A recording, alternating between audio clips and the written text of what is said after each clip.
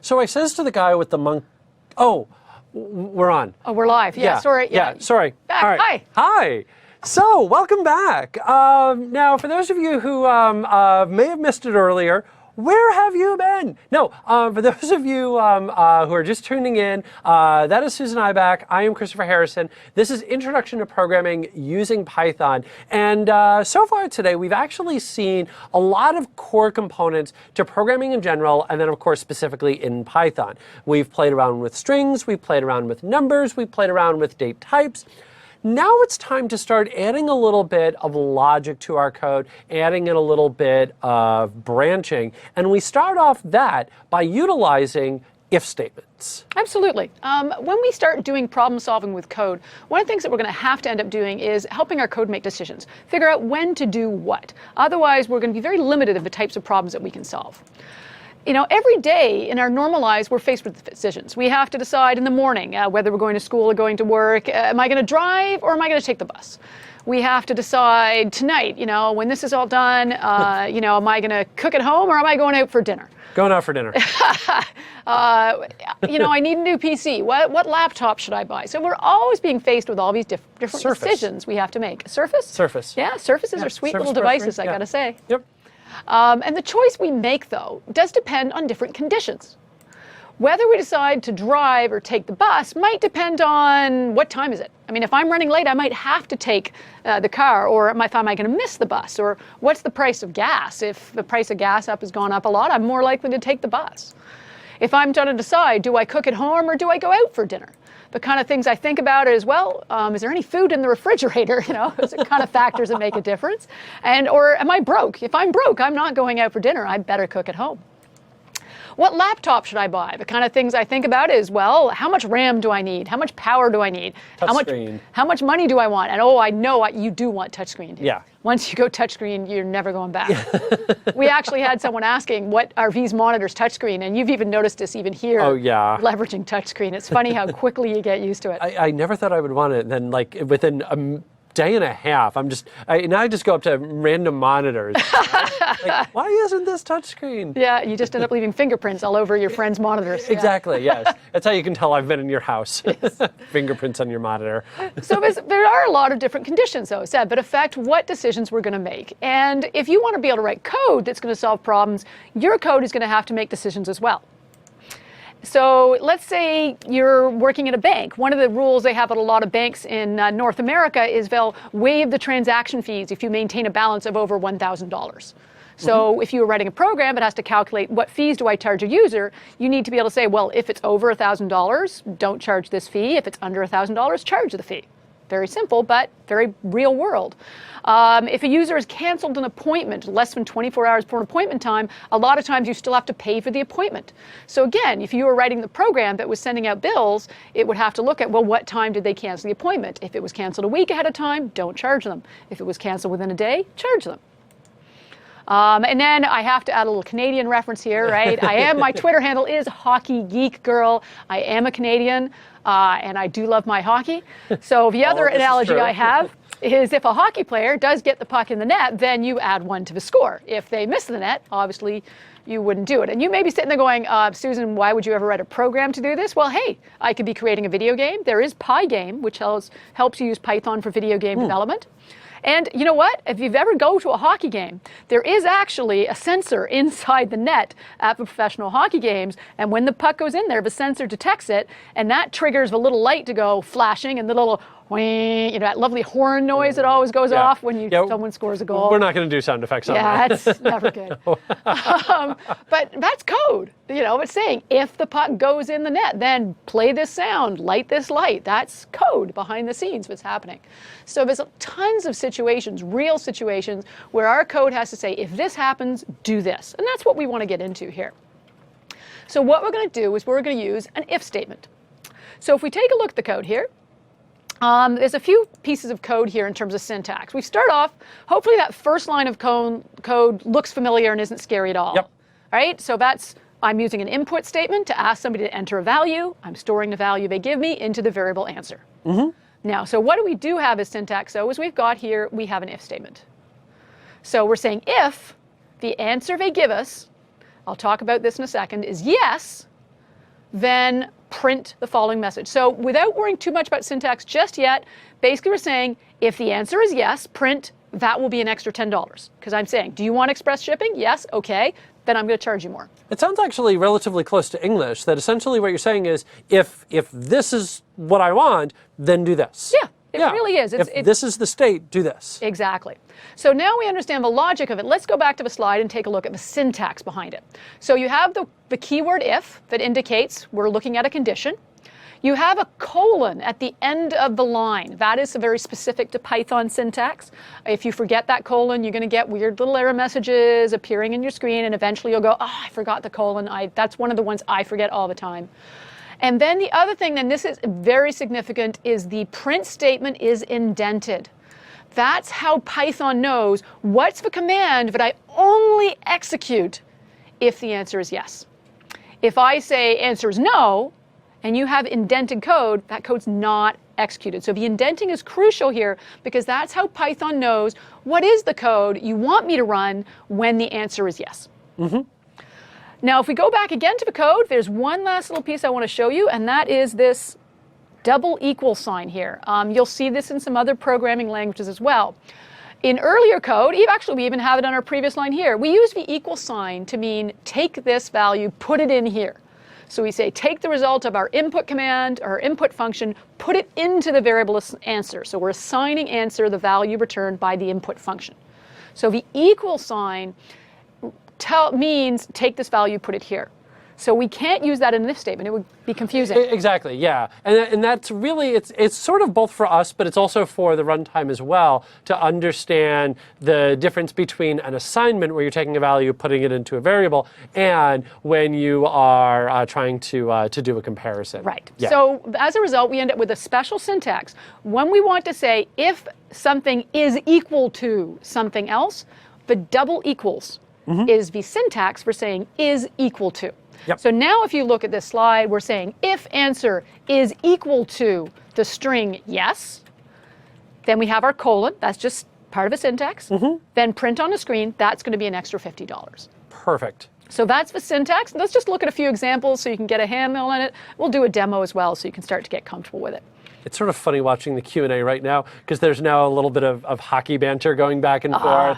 You know, go Ducks. Somebody said, you know, we should make a dyno to set off the horn every time the Rangers score. Somebody else said that'd be a very quiet dyno. Oh, I mean, man. Yeah, And I'm sorry, speaking as a hockey geek girl, it's go Sens go. So I am a diehard Ottawa Senators fan. So, but not that I have any great hopes of winning the cup this year, but I am, for the record, go Sens go.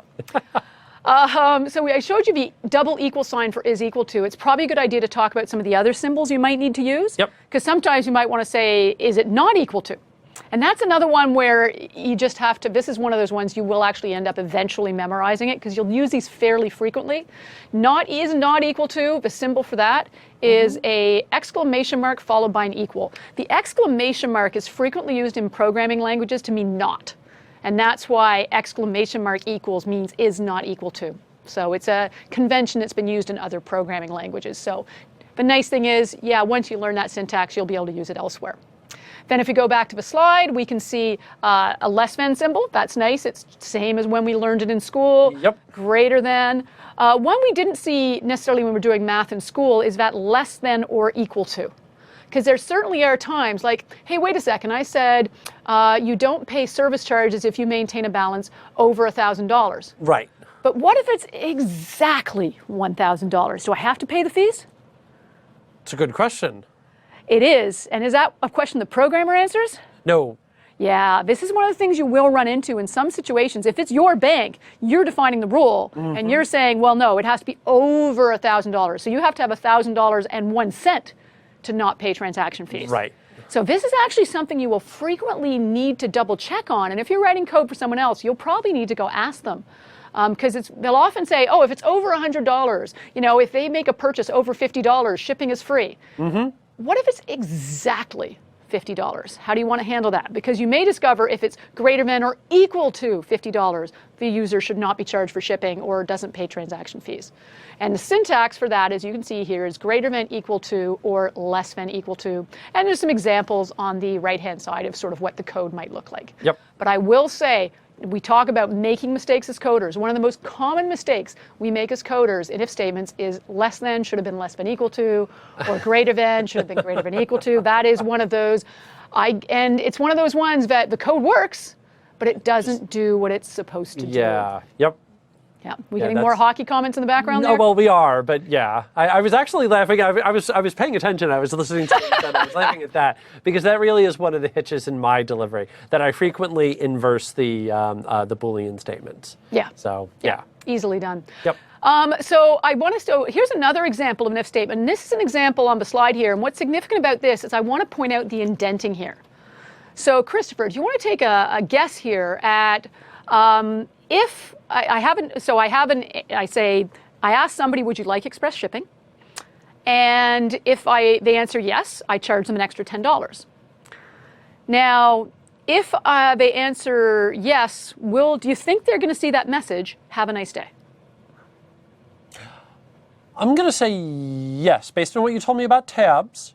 And because of the fact that print is back on that first line, I'm going to say that yes, have a nice day is going to print. And what if the person says, no, I don't want express shipping? I'm going to go with the same thing because of the tab.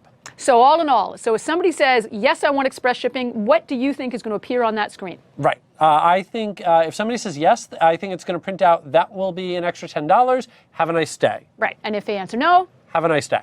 Exactly. Because, and this is sort of where that indenting is so important to see, and I just wanted to illustrate that a little more clearly, that only if the answer is yes will the statement that's indented, or the statements, you could have multiple commands here, only then will those statements be executed.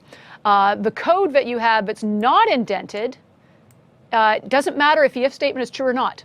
Basically, it's going to ask the user for if they want express shipping. If they answer yes, it'll print the statement.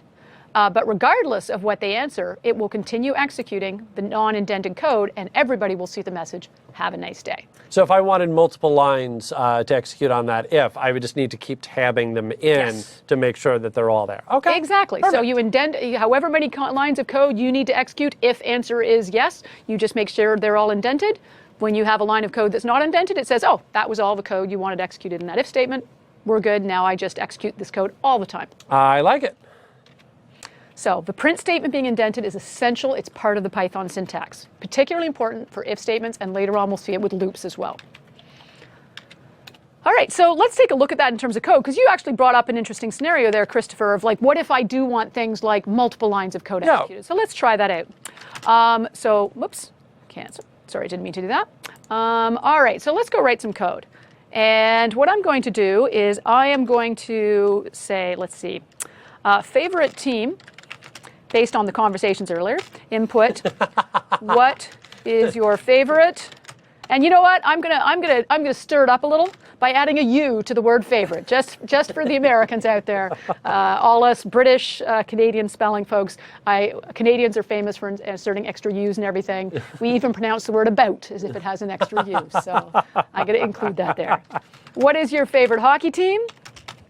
And then I'm gonna say if favorite team equals Senators, then I put my colon. And now one of the nice things is Visual Studio is smart enough that when you hit the Enter key after the colon, it automatically indents the next line. Because it's guessing, you just wrote an if statement, chances are you want to now write the code, but only executes if the if statement is true. Yep. And if favorite team equals Senators, oh, and I've already got a typo. Yep. Before everybody starts throwing it into the comment window going, Susan, you've got a mistake, that should be equal. So if favorite team is equal to Senators, and that requires the double equal. Somebody else has already written one out for Blackhawks, by the way. Awesome, very nice. Then I'm going to say, yeah, go Sens go. Go. And then I'm just going to say print. It's okay if you prefer football/soccer, because depending on the country, you may call it football, you may call it soccer or cricket or tennis or insert sport here. Now, real quick, just to answer the question in the chat window, if we bring Sure. the code back up, right there you've got if favorite team. By the way, you've got okay, you've got a small inconsistency. You said favorite on the display, but favorite on your variable name without the Oh, name. okay, But yeah. in any event, just to answer the question, that double quotes, that's checking a quality there. So single You mean equals. the is double assignment. equals? Sorry, is double checking equals. equalities, Double yes. equals. The double equals is a quality. The Yes. double equals is a quality. Single is assignment. Yes, so single Okay. means take this value, put it here. Double equal means is this equal to this? Exactly. Yep, that's it. You've got it. And yes, just to be consistent, I'm going to add an extra U to my variable names too, since you pointed it out. Yep. So if I run Yep. this code, and let's just slide it over so you can kind of follow the logic, and I enter Senators as my hockey team, Yep. then it says, yeah, go Sens go, and it's okay if you prefer football or soccer. Whereas if you run this and you say Leafs, my son is a diehard Toronto Maple Leafs fan. It's a very tough life. They're not known as the top team in the hockey league. And I just say, well, it's okay if you prefer football or soccer, but it doesn't display the go Sens go. Okay. Perfect. And just because we were talking about what if you have multiple commands you want to execute, if a condition is true, I'm just going to add a second line of code here.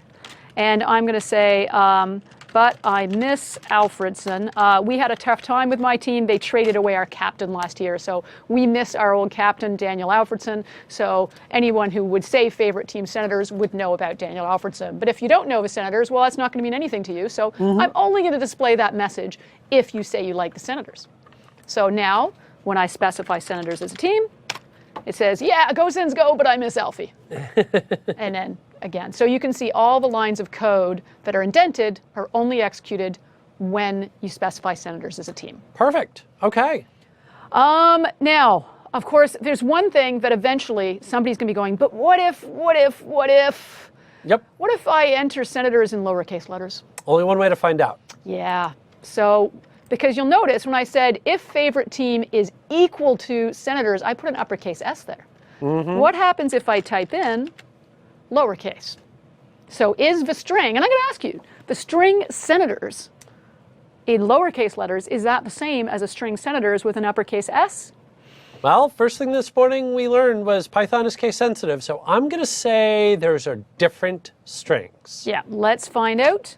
And oh, look at that. It comes back right away. It does not think my favorite team is the Senators. It is case sensitive. And there's actually one other big thing that's worth pointing out here, since now we've done it the other way, is that you'll notice on the display that it just simply says, it's okay if you prefer football, soccer. It does not say either of those two tabbed in lines. It doesn't say anything about Go Sens Go, or in particular the second line, it does not say I miss Alfie because of the fact that those were tabbed in. So you'll notice the tabs again make a big difference there. Yeah, those tabs. And because they were tabbed in, yeah, those messages do not appear. And a couple of people have mentioned, you know, the tabs there is subtle, and absolutely it is. But one big point that I would make here is this is actually a good habit to get into anyway, because there are a lot of other languages like VB where they're going to use an end if, or C#, which is going to use curly braces to denote the beginning and end, where technically that's what's going to figure out what's going to run if that happened to be true or not true. But you're still going to want to tab it in anyway just to make it more readable. So is it subtle? Absolutely. But it's still a very good habit to have gotten into anyway. So when you make the move to another programming language or to another programming language, you're going to have learned these good lessons. Yeah. So yeah, it is subtle, but yeah. But at the same time, it's interesting. If you look at the code right now visually, what jumps out at you is, hey, there's some code here that's pushed over to the side. Yep. And it is very visual. A nice simple way. The Python interpreter has to have a way of knowing what code do I execute only if statement is true. Yeah, you have to have brackets or something to tell it stop here. But the indenting, it's actually a habit most of us do in other programming languages anyway. So they just said, let's just adopt what they're doing anyway and not make you write anything extra. Exactly. That's what I like to think of. It's just less work. Yeah, there you go. I'm a lazy coder. I like it. And again, just to highlight, those do need to be tabs. You need to tab in. Which it will do by default when you hit the enter key. But if you need to add extras, yes, that'll work. Yep. So that's your basic if statement. Now, I guess we should fix that, shouldn't we? Now, I'd left us sitting here hanging with a problem. Which is somebody typed lowercase and, didn't find a match. So we should really fix that. Now, if only there was a way we could use something to manipulate a string, because the problem is I have a string, and the user didn't enter it the way I expected them to. If only. I remember doing a module on this. On strings, I remember and variables. I was typing something in, like IntelliSense came up. That was cool. So, exactly. We saw a number of functions we could use to convert values. So I could take, for example, the value for favorite team, and what if I converted that to uppercase? Right? Okay, now this is a funny one, and I've done this before to myself by accident. This is one of those silly mistakes. I told you I'm good at finding coding mistakes because I've made a lot of them. And here is an exact example of a piece of code I have written and run and beat my head against a wall going, why isn't this working? So take a look at this code for a second. I'll give you a second to read it. And see if you can spot Susan's mistake. I'm going to run it now. I'll leave the code up on the side so you can still look at it and see if you can see what I did wrong. And I type in senators, and it's going to convert that for me to before it does the comparison. And then I enter senators, and it still says, hey, it's still not executing my if statement. Can you see what I did wrong? And I have done this. Yep. Go ahead, Christopher. The problem is you've got senators with a capital S and lowercase after that. Right. So I'm taking the value they type in for a hockey team, converting it to all uppercase letters, and saying, by the way, is senators all uppercase? Is the value they typed in all uppercase equal to this value that contains lowercase letters? And that's where I sort of sit there and go, oh my God, did I really just do that? Yeah, you've hard-coded in a bug. Yeah, so what I should really do here is this should be senators would be helpful. Yep. And now it should match, no matter how I type it in. Yay, success. Where I usually actually get caught with this isn't necessarily that I had the string senators. What often happened is somewhere earlier in my code, earlier in the day, I had written some other code early. Exactly. I had written a best team equals senators. And what I had was maybe I had something like it was up here somewhere else, and over here I said, oh, if favorite team equals best team, then go ahead and continue. And maybe this was even a value I read from a file somewhere where I couldn't even control the case. So maybe when I read this from a database or read this from a file, I don't know if what I read from the file was uppercase or lowercase. So I'm saying compare what they typed in to a value I read out of a database or out of a file. So now I'm saying, well, I want to convert it to uppercase so it's case insensitive, but now what I need to do is go back to the code, and I may need to actually say convert both sides to uppercase before comparing. And that generally is the best way to approach this, that if you're going to say, I'm going to convert one side to be it uppercase, lowercase, or otherwise, convert the other side as well, so that way you know that it's always going to be that consistent casing, so you won't get stuck there. I would also mention that a couple of people mentioned about, well, you could use capital, you could use lower, and all of that is 100% true. They will all work. Yeah, as long as you call the same function on both sides, make sure that they're both cased the same way, it'll work. Yeah. For some reason, upper seems to be the more popular choice. But there's absolutely, it would work with lower, it would work with the initial capitalization function as well. Yeah, just make sure they're both the same casing. It does happen. That is one of my Susan's pet mistakes that I just make all the time. So I just wanted to share that one with you. One of the other things that's interesting about writing if statements, we learned about how you can write code different ways. If statements can often be expressed in different ways. If you look at this slide, I could say, if the answer equals yes, do the following, or I could say, if the answer is not equal to no. So the syntax for saying if the answer is not equal to no, I could have used the exclamation mark equal symbol, or I could have said if not answer equals no. This is a way of saying if the condition I'm providing is not happening, if this is not true, do this. Right, okay. So saying if the answer is yes, do the following. If the answer is not no, do the following. It's kind of saying the same thing. I could say if the total is less than 100, or if not, total greater than or equal to 100. Because if a total is not greater than or equal to 100, then it must be less than 100.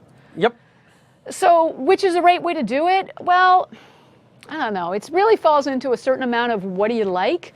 I find it easier to express it in a positive way. I find saying if not total, if not answer kind of confusing. My brain just, especially, hey, when I'm getting tired and it's late in the night, I start looking at that and my brain has to think about it 6 times. Exactly. Yeah, and especially if you've got, the word not, and then you've got not equals there, and now you're dealing with, double negatives and double secret probation, and, I just don't want to have to sit down and try to figure all of that out. So really, when it comes to writing those things out, keep it as simple as possible. Yeah. But what's the easiest way you can state it, and just go with that. Yeah, so generally I will try to put things in the positive perspective rather than the nots if I have a choice.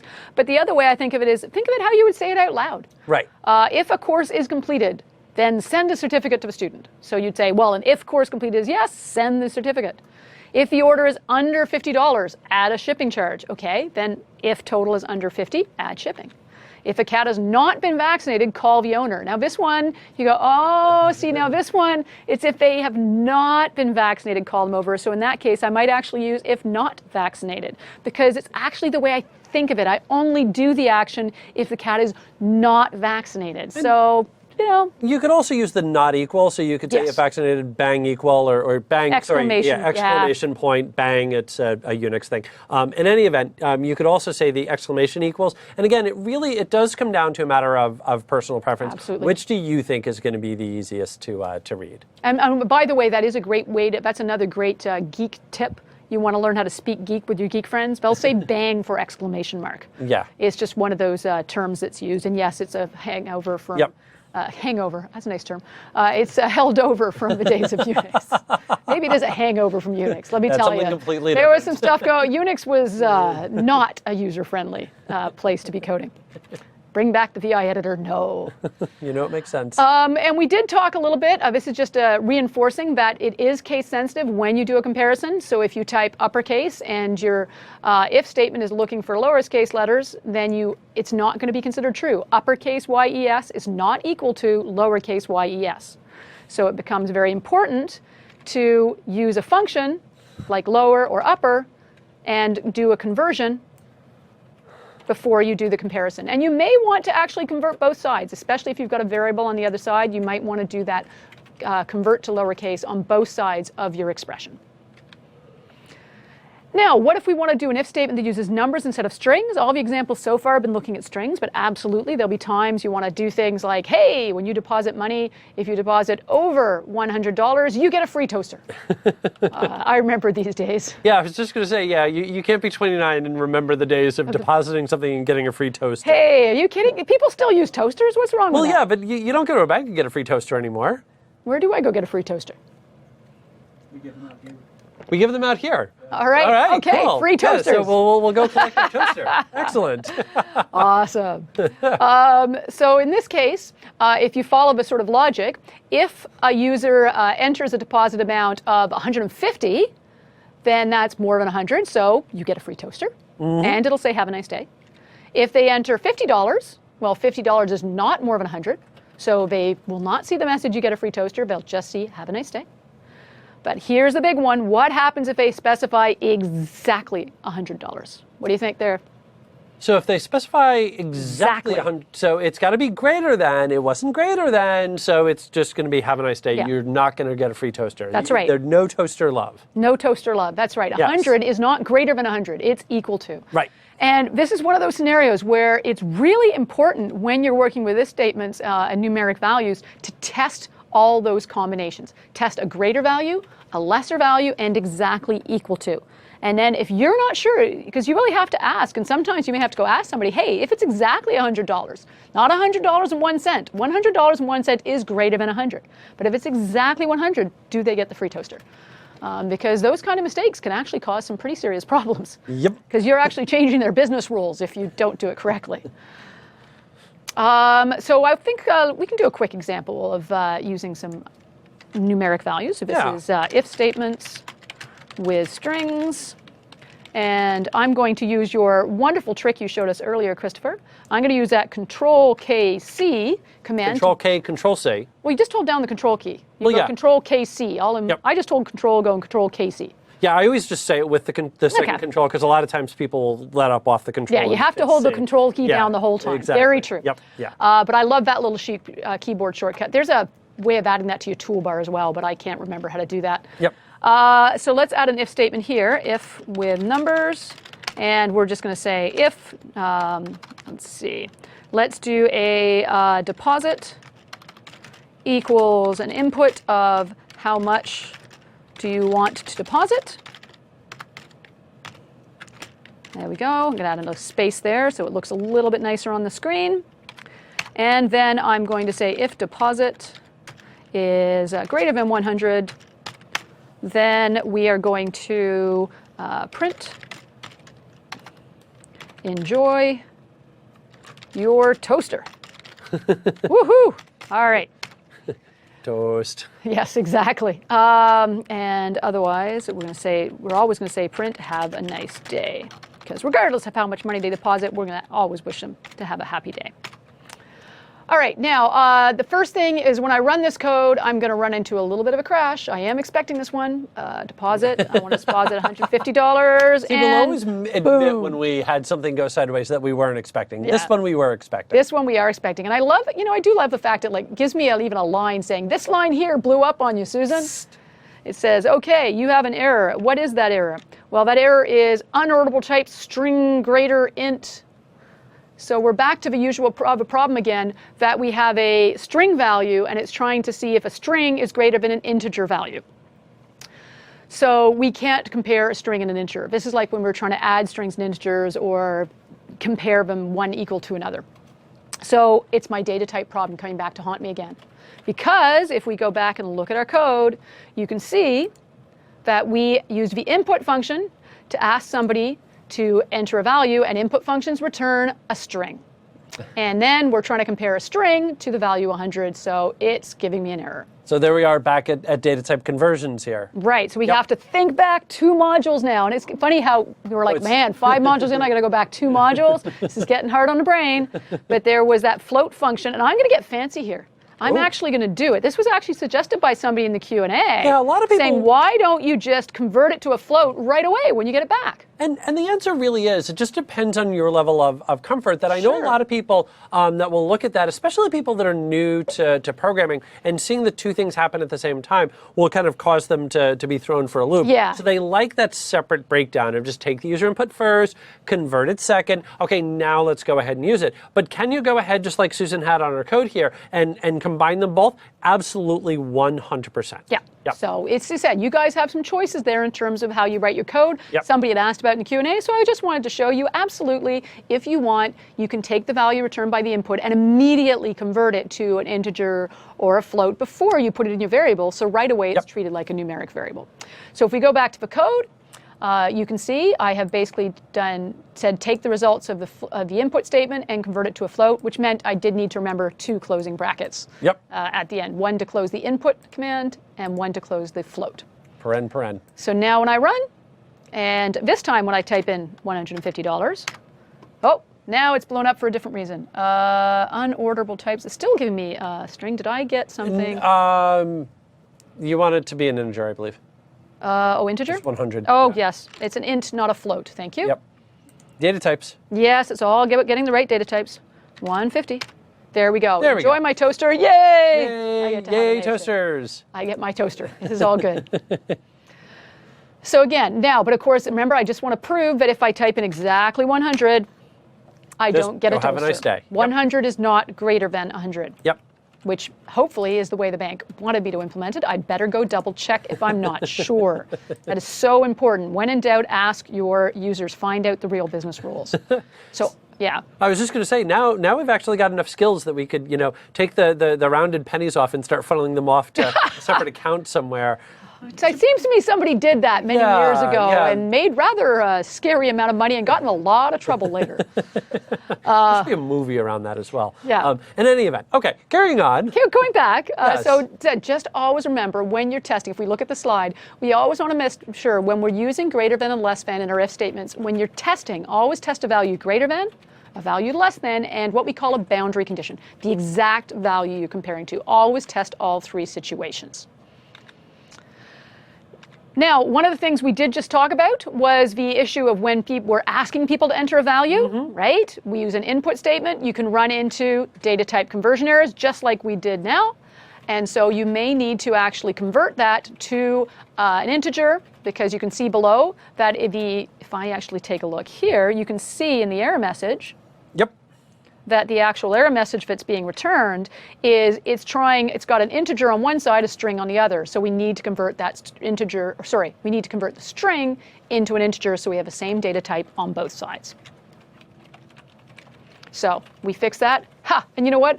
My apologies, there's a typo on this slide. That should be if int deposit, not if float deposit, because we just saw that in the demo, but when I convert it to a float, it doesn't work. Yep.